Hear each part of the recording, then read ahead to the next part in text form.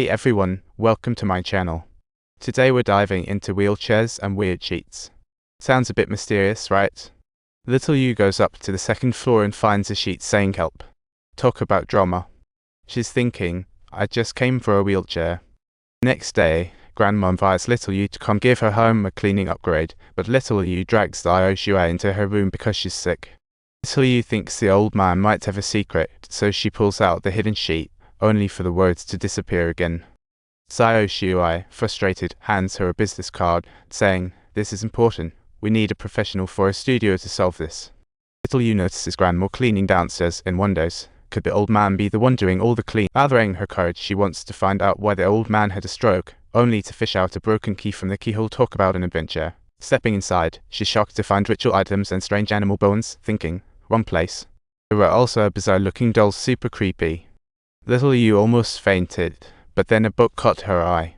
She opens it to find photos and weird spells inside, feeling like she stumbled upon some sort of protection plan.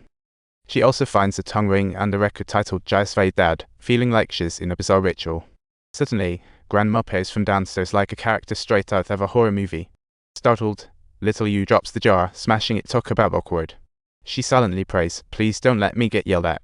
Panicking, she hides behind the cabinet as Grandma calls for her, but no response to awkward silence. Grandma finally leaves, closing the door behind her, and Little Yu wonders, did I just ruin everything? Little Yu quietly takes the record, finding it plays a bunch of spiritual spells like a horror house sound. Just as Little Yu is about to figure it out, her friend unexpectedly returns. Talk about a thriller plot twist.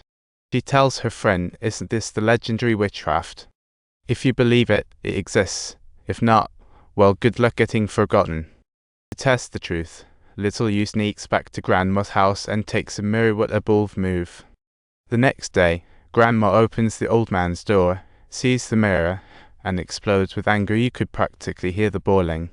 She immediately knocks on Little Yu's door, pointing, "If you put up any more mirrors, you better vamos." Seeing this, Little Yu is now convinced Grandma has secrets, so she threatens, "Explain everything today or I'm quitting." To keep Little Yu, Grandma reluctantly spills the tea. Turns out this place has a tragic past, just like a castle story. 90 years ago, a wealthy family lived here, and they had 2 black slaves. Talk about a time travel experience. The slaves were named Cicely and Jai Svei. Wait, isn't that who Little Yu saw in the attic? Talk about fate. They helped others in the attic, but their boss treated them like servants and often abused them. How heartbreaking.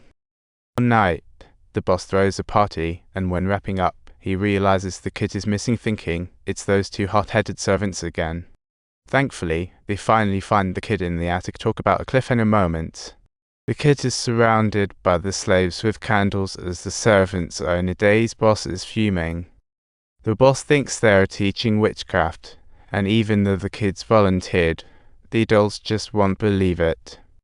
Sadly, the slaves were tied to a tree, doused in gasoline, and burned alive. Talk about a tragedy within a tragedy. But the boss doesn't go to jail. He bribes his way out, only to end up worse by shooting himself. People say those 2 wizards came for revenge, and the kids lived here until 1962. Just unbelievable. Eventually, Grandma bought it, explaining the mirror ban. She fears the slaves. And the red chalk at the door is to keep them out. What an Avatar designer masterpiece. After understanding, Little Yu feels guilty and stops asking, but later she finds the red chalk again in the storage room, intrigued. She thinks about Grandma's warning but decides to dismiss it. Tomorrow is a new day. As Little Yu obeys the old man, she thinks Grandma is superstitious, but the old man is fixated in the mirror, terrified. To validate Grandma's claim, she shifts the mirror towards him, and in the next second, the old man almost takes off in fright. Witnessing this, Little Yu becomes a believer in Grandma. Convinced the mirror shows a black figure, it's time for her to pull a stunt. She lies about being busy and drives back to the city, landing at a witch studio. How amusing. The witch begins instructing buyers on using the items, promising it'll work. Feels like a commercial shoot. Little Yu asks about the red chalk, and the witch tells her simply sprinkle it in a line, and enemies can't cross it. The witch laughs, saying that's easy. Let me help you with the potion. When Grandma is looking, little Yu sneakily grabs a basin of water and rushes into the old man's room, feeling like she's back in magic school. She pours the potion into water, stirring, letting it drip onto candles, feeling all powerful.